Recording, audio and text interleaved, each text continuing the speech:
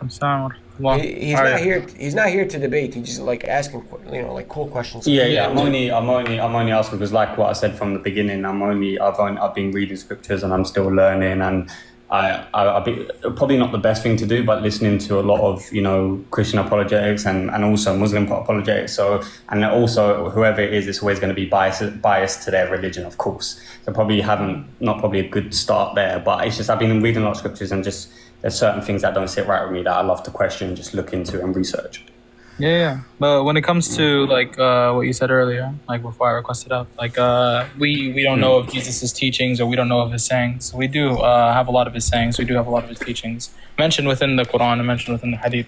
We know how Jesus gave charity. We know that he called people to give charity. We know he declared himself as a servant of God. We know he came to the children of Israel to correct them on their falsehood, innovative beliefs. Right, we know that he came and that he told his people, like, "Oh, children of Israel, do not associate any partners to Allah." Right, and surely if anyone associates partners to Allah, they will be forbidden paradise. Right, so like, there's a lot of teachings that we can get from Jesus. We can understand like him, his life, his disciples, what happened to him, what he taught. Right, the customs and the traditions that he obeyed and that he adhered to. Right, these are a lot of things, a lot of teachings that we can find from the Quran, and we can even use intertextuality, and I can show you a lot of passages within the Bible that correlate to the Islamic view of Jesus, right? But with that, because where does with the belief of Jesus being the Son of God and Jesus being crucified and resurrected on the third day, all of which the Quran refutes and says that it didn't happen and is not. We get that, we get this understanding, we get this insight from the very people very, very soon after Jesus. And within the lifetime of the apostles, so we would have to say, and I don't want to say this, but then we would have to say that Jesus really said something wrong, or it preached very badly for people to then, within the lifetime of the eyewitnesses that were the companions of Jesus, to come up with this conclusion that Jesus is the Son of God. So what is it that Jesus said? And the only thing we can relate to is the gospel accounts. That's the only thing we can relate to, because we're very like the belief of Jesus being the Son of God. We don't get that 1,000 years after. We don't get that 600 years after. We get that within the apostolic era. We get that within the Pauline accounts, the epistles. We get it from the Paul's letters, where he talks about Jesus being the Son of God and dying for our sins. So Jesus must have. And I don't want to be talking ill of Jesus, of course not. But he must have said or preached something completely wrong or very badly to lead such people in this way so early in the stage of. And do you get what I mean? So it's just where there's, I understand your point. So if I said, and I'll get back to your examples. So the examples I feel like I can answer them very thoroughly. Okay, but if I said Moses was a bad preacher because his people immediately went and worshipped an idol right after he left for 40 days.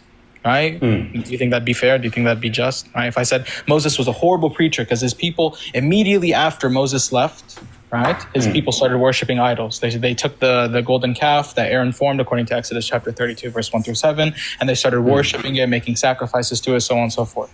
Right, and then God eradicates all of the thousands and thousands of these Israelites, and he says, "Go back, see what your people have done." So, can I say Moses is a horrible preacher because the people immediately after him disbelieved and started doing a lot of horrible, ascribing or basically doing horrible things, right? And they claim to be followers of Moses. No, it wouldn't be just, right? So, when it comes to the whole Son of God title, right? First of all, we have to understand there's a distinction between how these Christian groups use the terminology "Son of God," right? Some regarded it as as a servant to like what you said earlier, like a master to a servant relationship. Some of them did regard this like child of God, servant of God, son of God. They did consider as one who's a servant of God or one who's acting piously or righteously, right? In the name, like basically adhering to God's commands. They did understand it like this. Historically, we do even have from the Ebionites. So the Ebionites, some of them did accept this title, Son of God. Some of them neglected this title, Son of God. Central, if you're here, can you give me a big screen? So we'll cover Son of God and we'll cover crucifixion and resurrection because these are like topics that like I can go in a lot of detail on. Okay. So right here, let me know if you can see my screen. Yeah, I can see it. Okay, so this is Johannine Christianity, Jewish Christianity, right? So we understand that this title, okay? So it should be noted that Daniello's statement that heretical Jewish Christians, such as the Ebionites, did not accept Jesus as the Son of God is mistaken. They did accept this title, but did not understand it in the same way that the later Nicene and Chalcedonian Orthodoxy would. Right, so Nicene and Chalcedonian Orthodoxy, right? Nicene, they start identifying Jesus as God the Son, right?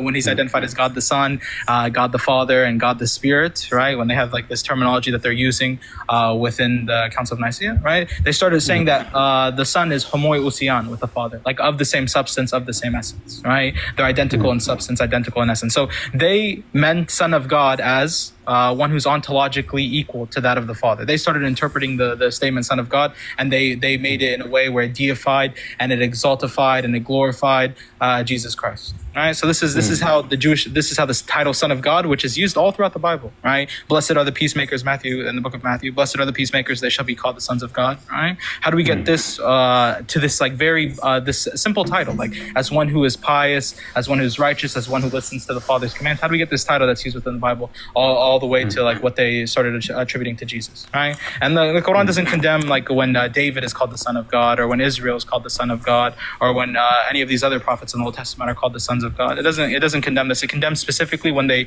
attributed figures like Uzair or Ezra or Enoch as a son of God, or as a Beni Elohim, or as like a lesser Yahweh, and Jesus, right?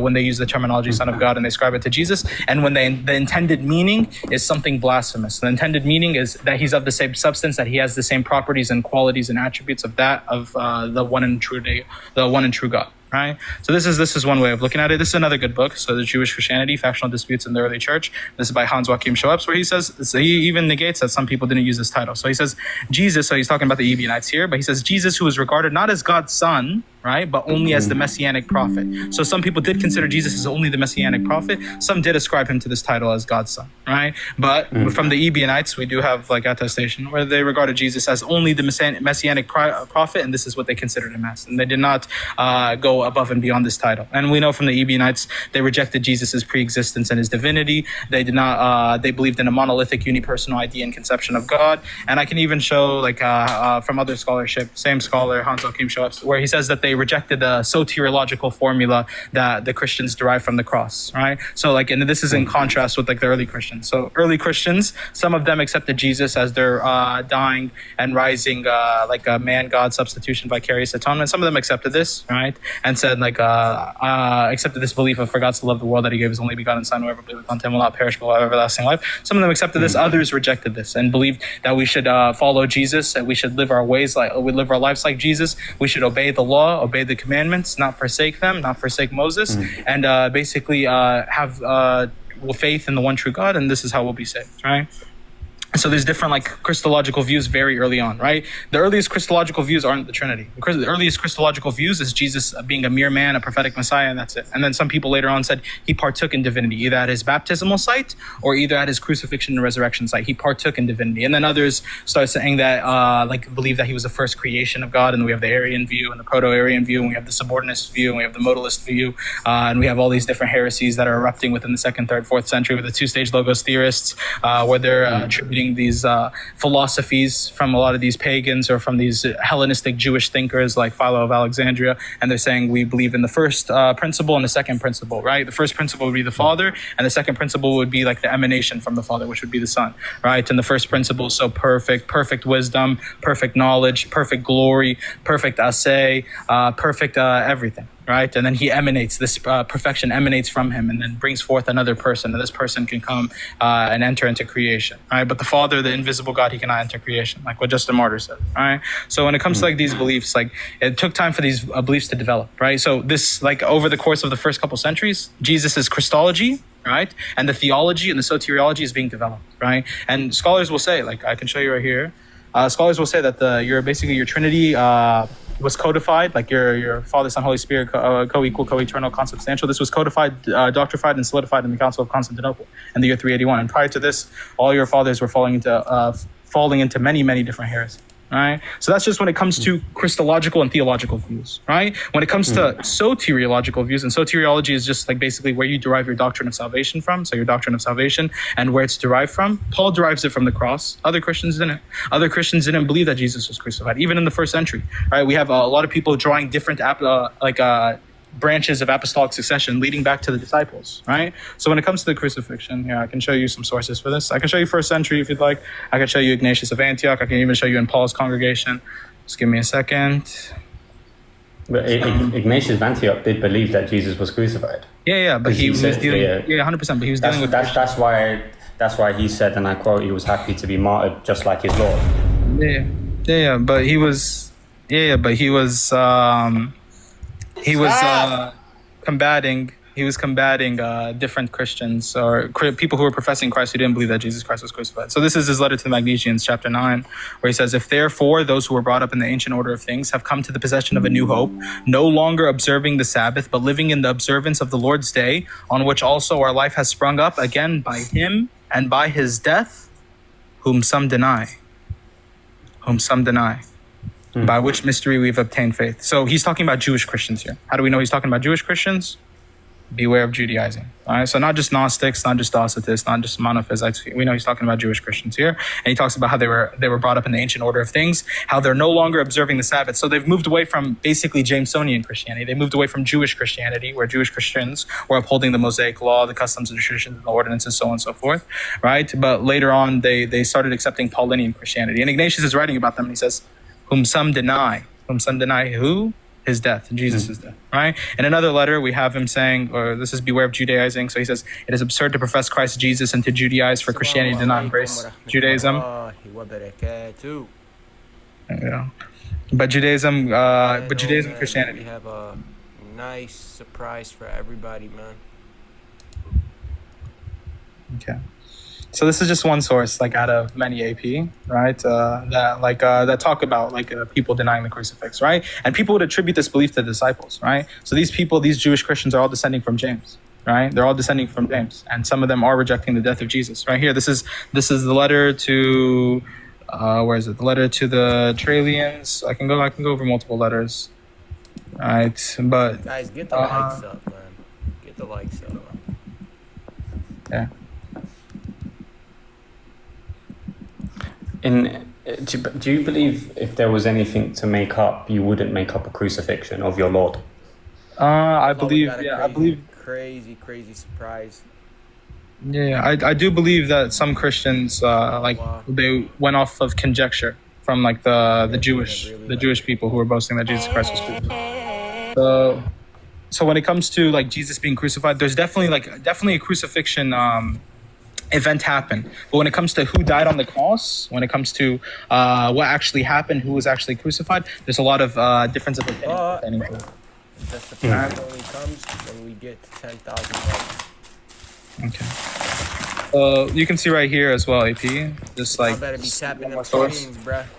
Yeah. Okay. So this is a group called the Basilides, right? So the Basilidians, right? And they come from Basilides. And they claim their beliefs came from Glaucius, who was an interpreter of Peter, who basically heard basically was one of the eyewitnesses of Jesus's life and ministry. And they trace it back to Matthias, and they trace it back to Jesus himself, right? So they had a belief of what? They had a belief that Simon of Cyrene was crucified instead of Jesus. Right here, so we can read right here in this book, Found Christianity's M. David Lidwell, where it says, second Basilides tried to situate himself in a tradition. AP, if you can mute yourself, please. There's a lot of background noise. Yeah, sorry. All good. I'm just saying there's a lot of background noise, so. Oh, yeah. All good, bro. Right here. So this is a group that has apostolic succession. So they're attributing their views to the early disciples, right? So they're attributing it to Peter and Matthias, right? And what do they say about what happened to Jesus? These are Gnostics for sure, but what do they say about what happened to Jesus? And it just goes into the Quranic narrative where we understand that there was a lot of ikhtilaf, differences of opinion pertaining to what happened on the cross, right? So the Prophet Muhammad sallallahu in the 7th century is telling us about all this, summarizing it, but very beautifully spoken, about what happened in the history of like the crucifixion and its narrative and all these differences of opinion and all of the conjecture that these people followed and all of the doubt that they had and all of their knowledge, or all of them speaking without knowledge or without proper knowledge pertaining to these events that happened, right? So these are people within the 2nd century who attribute this belief to the disciples, Basilides, and Irenaeus quotes their belief. So Irenaeus attributes the following description of the crucifixion to the Basilides: He, Christ, appeared on earth as a man and performed miracles. Thus he himself did not suffer. So Jesus did not suffer.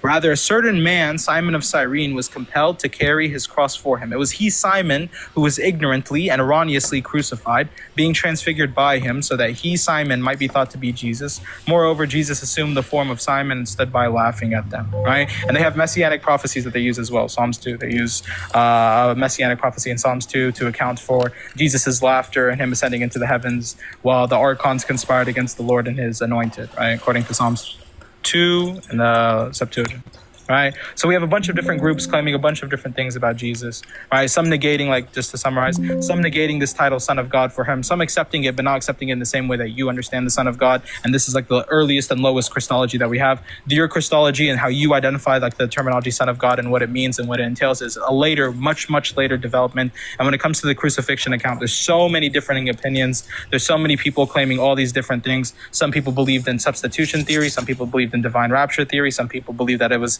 Judas Thomas who was crucified, like the Mandalinianism, their belief. Some people believe that the Simon of Cyrene was crucified. Some people believed in some sort of illusionary nature pertaining to the crucifixion. Some believe that he survived and was ascended into the heavens, so on and so forth. Right. But when it comes to go ahead. Sorry, if I may. So if I were to ask, because there was a surah that I read, and what would you say is the dominant belief? What was the dominate? With all the, I know you were saying that there's other people that didn't believe in the crucifixion or believe that it was someone else that took place and that Jesus wasn't the Son of God and all this stuff. But what was the dominant belief? And the dominant belief of what we know today was that people believed that Jesus was the Son of God. That was the dominated belief, and that Jesus was crucified. And what we read in, for example, in Surah 61:14, just so I don't misquote, I brought the quote up. It says that, "O you who have believed, be supporters of Allah, as when Jesus, the son of Mary, said to the disciples, 'Who are my supporters for Allah?' The disciples said, 'We are supporters of Allah,' and a faction of the children of Israel believed and a faction disbelieved. So we supported those who believed against their enemy, and they became dominant." But what we know today, that the dominant belief of Jesus and the life of Jesus is that he was known to be the Son of God, crucified and resurrected on the third day. Get the likes up, man. Yeah. So if this verse is very easy to address. So first of all, we have to understand like the Quran, and we have to read this contextually. So if you read chapter 61, just read like the 10 verses before chapter 61, verse 5 and verse 6. It talks about the people in Moses' time disbelieving and the people in Jesus' time disbelieving, right? And then in 61 verse 9 is crucial. The 61 verse 9 talks about that he's the one who sent like the messenger with the truth and made the religion like of Islam basically prevail over all, right? So when we understand that 61:9 is like talking about like the religion that will prevail over all, we're talking about the religion of Islam. So when it comes to the majority belief within the first century, right, you are right to say that the majority belief within the first century like could have been Jesus and him crucified, right? But when we understand like the theological beliefs of like the majority of the Christians within the first century, it's the Jewish Christians, bro. It's the Jewish Christians. I can show you some sources right here. But when it comes to the beliefs that these people held, all right, give me 1 second. Let me just. Okay. So can you see the source right here, AP? So this is the scholar Alan F. Siegel. Right, he has the book 2 Hours in Heaven, right? But right here we see, by the time of the church fathers into the 2nd century and beyond, it is no longer evident that Jewish Christianity is in the comfortable majority, as it was in the first generation of disciples and in the end of the New Testament period, right? The church fathers discuss several groups of Jewish Christians, right? So the Jewish Christians, remember what I talked about? Like the Jewish Christians are the ones who followed James. Yeah. And like they're the ones who believed in a prophetic Messiah, not a divine Messiah, right? So on and so forth. Are you able to hear me, AP, or is it like a little... Like, no, I'm able to hear you. Can you guys hear? If I play this, do you guys hear it? Yeah, Sancho, we can hear you. You hear? Oh, okay. So I'm trying to like edit a video and hold the live at the same time. My bad, guys. all good. All right, sounds good. All right. So the belief of the first century AP, right? the belief of the first century, the majority belief was Jewish Christianity, right? So by the time of the church fathers into the second century and beyond, it is no longer evident that Jewish Christianity is in the comfortable majority, as it was in the first generation of disciples and in the end of the New Testament period. Jewish Christians historically never accepted the Trinity. They never accepted a binitarian idea and conception of God, a trinitarian idea and conception of God. They believed in monos theos, so they believed in one true God, right? This God of Jesus. Jesus was the messianic prophet. He came as like a redeemer. He came to guide them back to the light and all these things, right? So when it comes to this verse, like within the Quran, like we know historically the majority of Christians did disbelieve. The majority of people who attributed themselves to Christ did disbelieve. And the Quran does say this. The Quran says this in multiple places. Chapter 57, verse 27 is one of them, where it says most of them were rebellious after Jesus came to them, right? And another verse like in chapter 43, verse 63 through 65 of the Quran, it tells us that the people had a lot of differing opinions pertaining to Jesus and his life and his ministry. And other places like in chapter 5, verse 14 of the Quran, Surah Al-Ma'idah, where it says the Christians forsook their covenant and they neglected a portion of what they had been commanded to uphold. So we let enmity and hostility like basically grow in their hearts until the day of judgment, right? This is what Allah subhanahu wa ta'ala says within the Quran. So we know the direct followers of Jesus, a lot of them did deny him. A lot of them did reject him, right? But when it comes to this dominance, I can say that the religion of Abraham is dominant. I can say the religion of Noah is dominant. I can say the religion of Moses is dominant. I can say the religion of Jesus is dominant. I can say the religion of the disciples, of the Hawariyun, is dominant. Why? Because we had the Prophet Muhammad ﷺ relaying the same information and the same knowledge and the same religion that they were trying to relate and that they were preaching, that they were advocating for. And this is how we understand like chapter 61, verse 9, and reading it contextually with chapter 61, verse 14. All right. So like the religion that prevailed ultimately is the religion of Islam. Right? The religion, like the direct followers of Jesus, like we understand that the direct followers of Jesus in abundance, right? The majority of them did end up disbelieving, right? And we see this historically as well. We would say like disbelieving from our point of view, right? If you associate Jesus as a partner to God, this is disbelief. If you believe that God came down and was like contained and then died for the sins of humanity, then this is something that will take you out of the fold of Islam. This is something that's kufri, right? So when it comes to this belief that the Christians have today, yeah, it's definitely like a belief of disbelief, right? But the Quran makes it very clear that the majority of Christians were rebellious after the time of Jesus, and basically the religion ended up prevailing with the Prophet Muhammad ﷺ. And our mufassirin, like our scholars, say this as well. Like if you read Tafsir ibn Kathir, right? So I would say just read the verse, read chapter 61, not just 14. Read verse 4 and 5 and 6, and understand like what the Quran is saying about Jesus, like the people that he went and preached to, because it says the people that he went and preached to accused him of sorcery. Right, and they neglected him. Right, same with Moses. And then it says in chapter 61, verse 9. So you have to 61 verse 9 is key for this, like to understanding like the contextual reading of this. 61 verse 9, because it talks about the religion of Islam and how it will ultimately prevail over all others, and it mentions the Prophet Muhammad ﷺ. It was sent to it was sent to our messenger, the Prophet Muhammad ﷺ, and he will make Allah will make the religion prevail over all others. Right. So and ultimately, like we see the religion of Islam, we believe that we're teaching today, like the Muslims, we're teaching what the disciples taught. We're teaching one true God. We're teaching Day of Judgment. We're teaching you will render account for every single misdeed that you do. We're teaching heaven and hell. Right. We're teaching the exact same message that Jesus taught. Do not associate partners to God. Do not commit any sort of idolatry. Keep up the commandments, the laws, the customs, and the traditions that God has commanded, so on and so forth. All right, the religion of submission to the one true God. All right, this is what Jesus taught. This is what we teach, and this is what the disciples taught as well. Appreciate it. I was glad to be able to just say, speak of my dilemmas that I've been thinking. I'm going to continue to do research and also take in everything you've said as well. So I thank you for that. No problem. I want to thank you for being respectful. I really appreciate that, brother. No problem at all, of course. I hope I was respectful. I hope I didn't offend anyone. That's not my intention. Not at all. If I did, I do apologize. I just wanted to come in and just solely ask questions and learn. I wasn't here to try and disrespect anyone at all. No. You're good, brother. You're good. Bro, when people like you come up, I let any question. Like you could literally ask the most controversial questions if you want. Like you could tell that there's sincerity in people. You know what I mean? Like you can just make that. You do this for so long that you just know who's serious, who's not. Yeah. You know. So that's why I just went on mute. I let this brother do his thing, but I really appreciate it. It was very respectful. Thank you again. Thank you so much for having me. Have a great day. You as well, brother. Thank you.